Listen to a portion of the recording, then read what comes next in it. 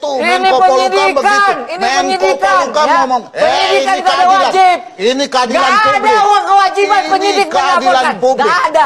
Beberapa hari ini publik dihebohkan dengan dihentikannya kasus dugaan pelecehan seksual yang dilaporkan oleh Ibu PC melalui pengacaranya Patra Sen. Kasus tersebut dihentikan kepolisian karena tidak ditemukan adanya peristiwa pidana.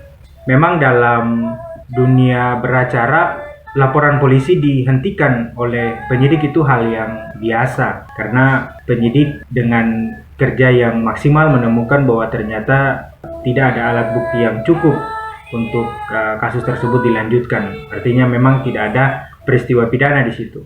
Namun satu hal yang perlu menjadi pengetahuan publik adalah bahwa pengacara itu kan diatur di dalam Undang-Undang Advokat nomor 18 tahun 2003. Nah, terkait dengan gayanya pengacara dari Ibu PC, dalam hal ini adalah Patra Sen, nampaknya ada hal yang perlu kita pelajari dari gayanya. Pertama, bahwa memang apa yang sudah beliau lakukan itu sesuai dengan Undang-Undang Advokat di dalam pasal 1 ayat angka 1 dan angka 2. Di sana disebutkan di angka 1 bahwa advokat adalah orang yang berprofesi memberi jasa hukum, baik di dalam maupun di luar pengadilan yang memenuhi persyaratan berdasarkan ketentuan undang-undang ini.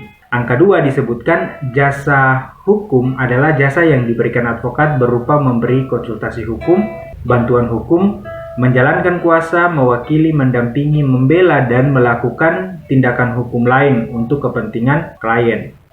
Nah, dalam hal ini Patra Sen sudah benar menjalankan fungsinya sebagai seorang advokat.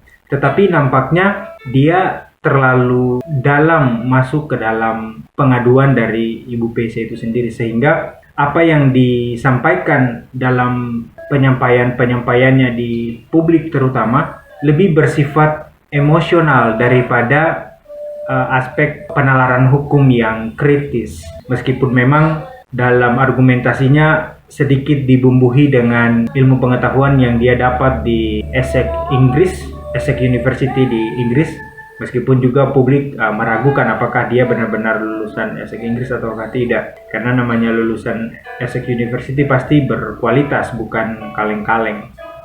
Nah, jadi ketika Patra Sen terlalu mengedepankan aspek emosional, sehingga terlihat dia semacam identik dengan klien itu sendiri. Padahal kalau di dalam pasal 18 angka 2 Undang-Undang Advokat disebutkan bahwa advokat itu tidak dapat diidentikan dengan kliennya dalam membela perkara klien oleh pihak yang berwenang dan atau masyarakat. Pasal ini sebenarnya mau menekankan bahwa para penegak hukum seperti polisi, jaksa, hakim, ataupun publik tidak boleh mengidentikan seorang advokat sebagai klien itu sendiri. Tidak boleh menyamakan antara klien dengan advokat. Karena antara klien dan advokat itu ada jarak. Yang dimaksudkan jarak di sini adalah berkaitan dengan pengetahuan hukum.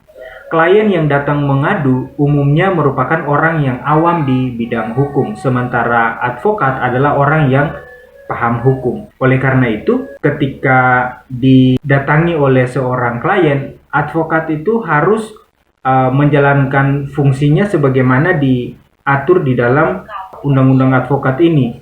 Oleh karena itu, ketika klien datang mengadu atau menyampaikan keluhannya atau masalah hukum yang dia hadapi, maka sebagaimana disebutkan dalam pasal 1 angka 2 tadi, advokat harus memberikan konsultasi hukum. Di dalam konsultasi itu tentu ada pemahaman tentang hukum, ada edukasi tentang hukum, serta diberikan juga pemahaman kepada klien tentang hak-haknya yang dilindungi oleh undang-undang. Dan muara dari konsultasi hukum antara klien dengan advokat adalah dapat menemukan satu titik temu tentang adanya keadilan yang belum terpenuhi. Oleh sebab itu, tujuan utama dari advokasi adalah bagaimana memenuhi keadilan bagi sang klien itu sendiri. Nah, oleh sebab itu, kalau klien datang kepada seorang advokat, yang perlu dilakukan oleh advokat itu tidak serta-merta langsung menerima begitu saja apapun yang dikatakan oleh klien langsung diterima, kemudian langsung buat LP, lalu bahkan membuat statement-statement di publik. Tetapi sebagai seorang advokat yang jujur dan profesional, ketika seorang klien datang, maka yang perlu dilakukan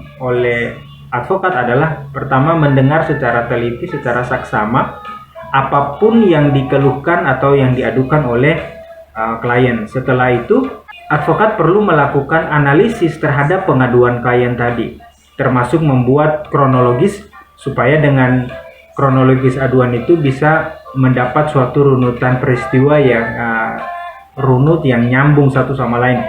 Karena biasanya ketika klien datang membuat laporan atau pengaduan ke advokat, mereka hanya menyampaikan cerita-cerita secara emosional kadang-kadang, dan itu biasanya tidak runut.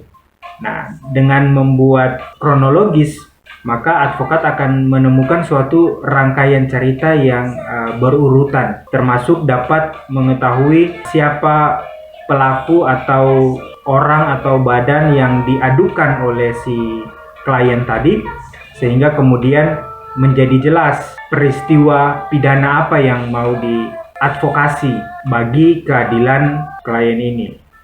Termasuk di dalamnya advokat juga perlu menganalisis keadaan-keadaan yang berkaitan dengan fakta hukum yang disampaikan kepada advokat, sehingga ada rangkaian-rangkaian peristiwa yang kadang-kadang bisa disatukan menjadi satu rangkaian peristiwa hukum ataupun peristiwa pidana.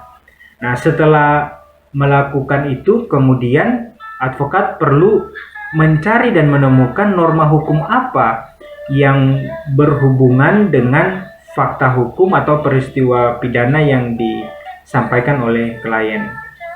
Nah, setelah tahap itu dilakukan, barulah kemudian dibuat laporan polisi. Nah, nampaknya Patrasen tidak melakukan tahap-tahap ini secara baik dan profesional, sehingga kemudian kemungkinan itu membuat laporannya dihentikan oleh penyidik kepolisian.